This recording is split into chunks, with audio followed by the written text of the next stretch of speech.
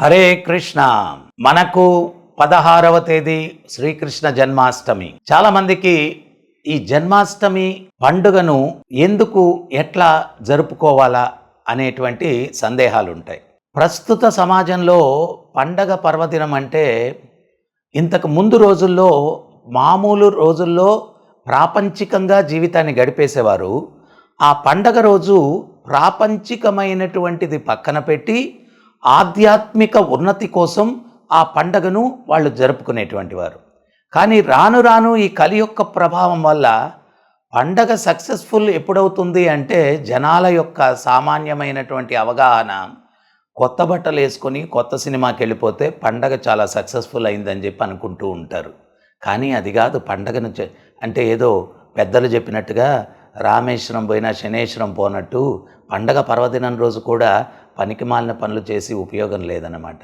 పండగ అంటే ఏంటి అంటే ఆ భగవంతుడు ఈ భౌతిక జగత్తులో భగవద్గీతలో చెప్పినట్టుగా పరిత్రాణాయ సాధూనాం వినాశాయ చతుష్కృతాం ధర్మ సంస్థాపనార్థాయ సంభవామి యుగే యుగే.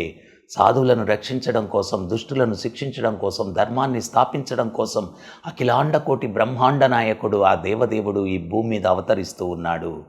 ఆ భగవంతుడు అవతరించినప్పుడు ఎటువంటి మంగళకరమైనటువంటి వాతావరణం. ఎందువల్ల అంటే ఆ భగవంతుడు పుట్టాడు అంటే, అవతరించాడు అంటే అది చాలా చాలా శుభకరమైనటువంటిది. అందుకని అరణ్యాల్లో వనాల్లో ఉన్నటువంటి పుష్పాల చెట్లన్నీ కూడా పుష్పాలు వికసించి ఆ సుగంధాలను వెదజల్లుతూ ఉన్నాయంట.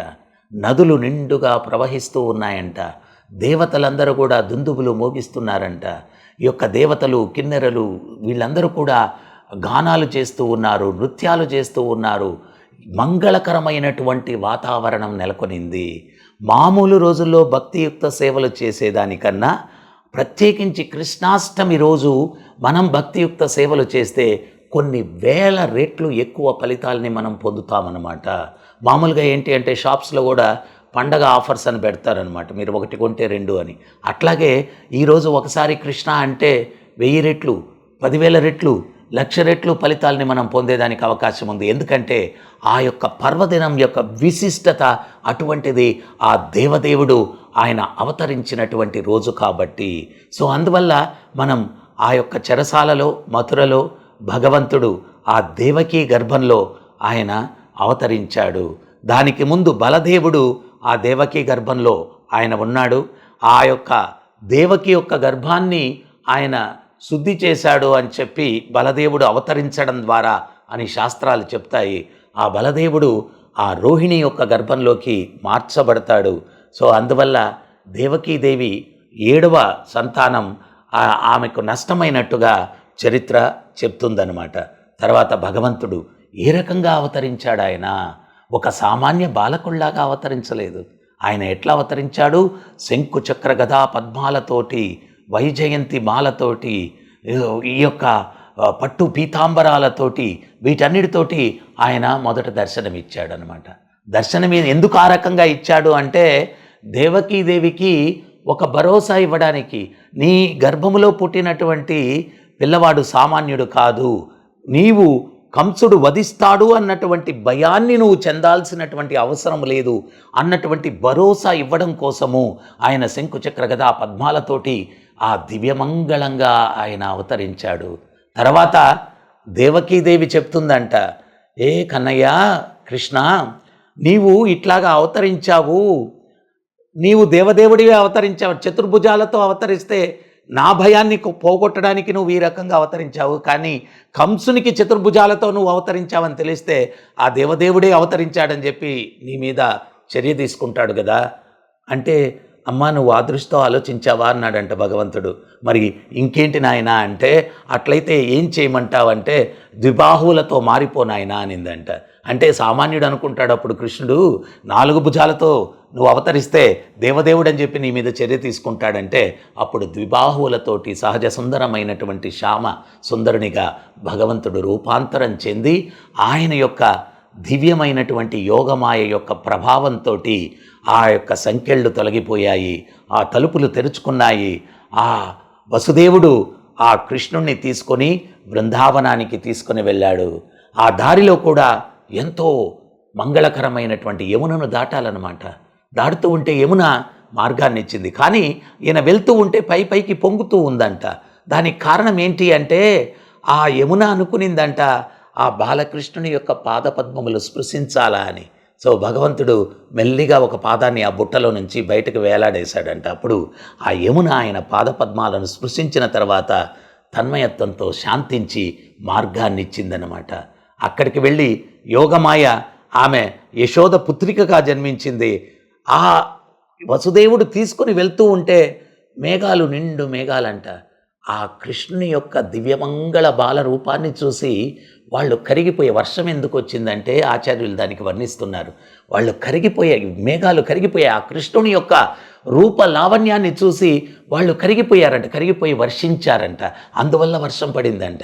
అక్కడికి తీసుకొని వెళ్ళి యశోదమ్మ దగ్గర ఆ కృష్ణుణ్ణి ఉంచి ఆ యోగమాయ దుర్గాదేవి ఆమెను తీసుకొని వసుదేవుడు మళ్ళా తిరిగి చెరసాలలోకి తీసుకొని రావడం జరిగిందనమాట. సో తర్వాత కంసుడు వచ్చాడు, బాలికగా గుర్తించాడు, వధించడానికి ఆమెను విసిరేశాడు.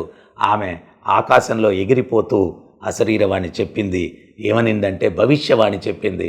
ఏ పిచ్చి కంస, నిన్ను చంపబోయేవాడు బృందావనంలో పెరుగుతూ ఉన్నాడు, నీకు అతని చేతిలో మృత్యువు తథ్యం అని చెప్పి భవిష్యవాణి చెప్పి దుర్గాదేవి వెళ్ళిపోయిందనమాట. సో ఈ రకంగా ఆ కృష్ణుడు లోక కళ్యాణం కోసం ఆయన అవతరించాడు. కాబట్టి ఈరోజు మామూలు దినాల కన్నా కూడా చాలా చాలా గొప్ప పర్వదినం. ఆ రోజు మనం చేసేటువంటి భక్తియుక్త సేవలు, బ్రహ్మముహూర్తంలో లేవడం, భగవంతునికి హారతులు చేయడం, ఈ యొక్క నదీ తీరాల్లో ఉన్నటువంటి వ్యక్తులు ఆ నదుల్లో పుణ్యస్నానాలు ఆచరించడం, తర్వాత భగవంతునికి నైవేద్యాలు చేసి ఆ రోజంతా కూడా ఉపవాసం చేసి ఆ ఉపవాసం ద్వారా మనం ఆ మిగిలిన సమయాన్నంతా కూడా ఆ భగవత్ సేవలో కైంకర్యం. ఎందువల్ల అంటే ఆ రోజు మామూలుగా చేసేటువంటి సేవ కన్నా కొన్ని వేల రెట్లు ఎక్కువ ఫలితాన్ని మనకిస్తుంది. బోనస్ డే అంటారు మామూలుగా. ఆ భక్తిలో మనకు బోనస్ వస్తుందన్నమాట. మామూలుగా ఒకసారి కృష్ణ అంటే ఎన్నో వేల రెట్లు కృష్ణుడు అన్నటువంటి ఫలితం మనకు లభిస్తుంది. అందుకోసం ఆ యొక్క అవకాశాన్ని సద్వినియోగం చేసుకునే దానికోసం శ్రీకృష్ణ జన్మాష్టమి రోజు మనం సంపూర్ణంగా కృష్ణుని యొక్క లీలాస్మరణలో, ఆయన యొక్క సేవలో మనం కైంకర్యం చేసుకోవడం.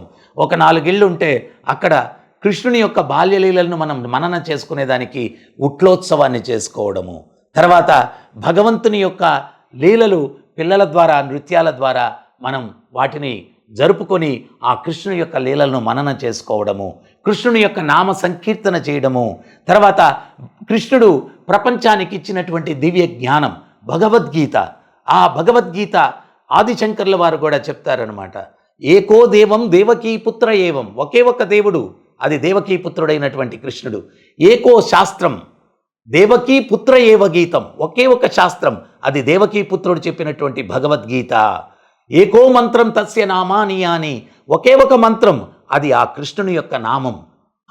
కర్మాపి ఏకం తస్య దేవస్య సేవ, ఒకే ఒక కర్మ చేయాలా, ఆ భగవంతుని యొక్క సేవ అని చెప్పి ఆదిశంకర్ల వారు కూడా చెప్పారనమాట. సో ఈ 4 ఏకో దేవం, ఆ దేవదేవుడు ఒక్కడే భగవంతుడు. ఆయన్ని ఆ కృష్ణాష్టమి రోజు సంపూర్ణంగా సేవించుకుంటూ తరించడానికి ప్రయత్నించాలా. తర్వాత ఆ భగవద్గీతను ఆ రోజు పఠనం చేయడం ద్వారా, ఎందువల్ల అంటే ఆ రోజు ప్రత్యేకించి పఠనం చేయడం వల్ల లోకానికే వెలుగునిచ్చినటువంటి జ్ఞానం అది. గీతామహత్యంలో ఆదిశంకర్ల వారు చెప్తారనమాట. భగవంతుడు స్వయంగా లక్ష్మీదేవి అడుగుతుంది, స్వామి ఒకరోజు మురా అన్నటువంటి రాక్షసుని సంహరించిన తరువాత భగవంతుడు పరధ్యానంలో ఉన్నట్టుగా లక్ష్మీదేవి గుర్తించి, స్వామి మీరు పరధ్యానంలో ఉన్నారేంటి అని చెప్పి అంటే, నా శక్తులు ఈ సృష్టిని ఎట్లా నడిపిస్తూ ఉన్నాయో వాటి మీద ధ్యానం పెట్టి ఉన్నాను దేవి అంటాడు. మీ శక్తులు మీ దృష్టినే ఆకర్షిస్తే సామాన్యులు ఎట్లా అర్థం చేసుకోగలరు దేవి అంటే, అప్పుడు భగవంతుడు చెప్తాడు భగవద్గీతను చదవడం ద్వారా అంటాడు. కేవలం భగవద్గీత అంటే కేవలం కాదు దేవి, భగవద్గీత మొదటి 5 అధ్యాయాలు నా 5 తలలు అంటారు, తర్వాత 10 అధ్యాయాలు నా భుజస్కంధాలు, 16వ అధ్యాయం నా ఉదరం, 17, 18 అధ్యాయాలు నా పాదాలు. ఒక్క అధ్యాయాన్ని అర్థం చేసుకున్నా, ఒక్క శ్లోకాన్ని అర్థం చేసుకున్నా, ఒక్క పదాన్ని అర్థం చేసుకున్నా వాళ్ళ జన్మ ధన్యమవుతుంది అని స్వయంగా భగవంతుడే భగవద్గీత యొక్క మహత్యంలో చెప్పడం జరుగుతుందన్నమాట. సో ఆ భగవద్గీతను పఠనం చేయడము, తర్వాత భగవంతుని యొక్క విగ్రహాలకు అభిషేకాలు చేయడము, నైవేద్యాలు అర్పించుకోవడము, ఇవన్నీ కూడా చేయడం ద్వారా ఆధ్యాత్మికంగా పరమోత్కృష్టమైనటువంటి స్థానానికి చేరుకునేటువంటి మహద్భాగ్యం ఈ శ్రీకృష్ణ జన్మాష్టమి రోజు మనందరికీ లభిస్తుంది. కాబట్టి ఒక్క నిమిషాన్ని కూడా వృధా చేయకుండా ఆ పండగ పర్వదినం రోజు, పరమోత్కృష్టమైనటువంటి పర్వదినమైనటువంటి కృష్ణాష్టమి రోజు ఆ కృష్ణుని యొక్క సేవలో మనల్ని మనం కైంకర్యం చేసుకొని ఆ దేవదేవుని యొక్క అనుగ్రహానికి పాత్రులు కావడానికి ప్రతి ఒక్కరూ ప్రయత్నించాలా. ఎందువల్ల అంటే మనుష్య జన్మ దొరకడమే దుర్లభము. ఆ దొరికిన తరువాత ఇటువంటి పర్వదినం రోజు మనం సమయాన్ని వృధా చేయకుండా ఆ మోక్ష మార్గంలో మహాభారతం చెప్తుంది మనుష్య జీవితం యొక్క విశిష్టత గురించి. ఆహార నిద్రాభయమైతునంశ సమన్వవేతాం పశుభీ నరాణాం ధర్మో హితేశో అధికో విశేషో ధర్మేన హీన పశుహి సమాన. ఆహారం భుజించడం, నిద్రించడం, కొట్లాడడం, సంపర్కం చేయడం, సమన్వవేతాం పశుభీ నరాణాం, ఈ 4 ప్రక్రియలు మనిషిలో జంతువులో సమానంగా ఉన్నాయి. మనిషి ఎప్పుడు ఉన్నతుడవుతాడు అంటే ధర్మోహితేశో అధికో విశేషో, ధర్మాన్ని పాటించినప్పుడు. నిజమైన ధర్మం, జీవుని యొక్క ధర్మం ఏంటి అంటే ఆ పరమాత్మను సేవించుకోవడం. అది కూడా సామాన్యమైన దినాల్లో సేవించుకోవడం కన్నా ఈ యొక్క పండగ పర్వదినం, ఆ యొక్క భగవంతుడు అవతరించినప్పుడు ఈ సృష్టి యొక్క పరిస్థితి ఏమిటి అని చెప్పి భాగవతంలో వర్ణిస్తారు. అద్భుతమైనటువంటి శుభసూచకాలు అన్నమాట, అద్భుతమైన శుభసూచకాలు. ఎందువల్ల అంటే ఆ దేవదేవుడు అవతరిస్తున్నాడు కాబట్టి. అందువల్ల అటువంటి మంగళకరమైనటువంటి శుభకరమైనటువంటి గడియలలో ఆధ్యాత్మికంగా మనం గడిపితే మనం పురోభివృద్ధిని సాధించడానికి మహత్తరమైనటువంటి అవకాశం. అందువల్ల ఆయన కీర్తనలలో, ఆయన యొక్క భగవద్గీత పఠనము, ఆయనకు సేవలు చేసుకుంటూ, ఆ యొక్క కృష్ణ విగ్రహాలకు అలంకరణ చేసుకుంటూ, నైవేద్యాలు పెట్టుకుంటూ, ఫలాలు పండ్లు అర్పించుకుంటూ సంపూర్ణంగా ఆ కృష్ణుని యొక్క సేవలో మనల్ని మనం కైంకర్యం చేసుకోవడం ద్వారా ఈ జన్మ సాఫల్యాన్ని పొందేదానికి అవకాశం ఉంది. అందువల్ల ఈ యొక్క జన్మాష్టమిలో ఆ దేవదేవుని యొక్క పాదపద్మాలు సేవించుకొని తరించడానికి ప్రతి ఒక్కరు కూడా ప్రయత్నించవలసిందిగా కోరుతూ ఉన్నాను. హరే కృష్ణ కృష్ణ కృష్ణ హరే హరే, హరే రామ రామ రామ హరే హరే.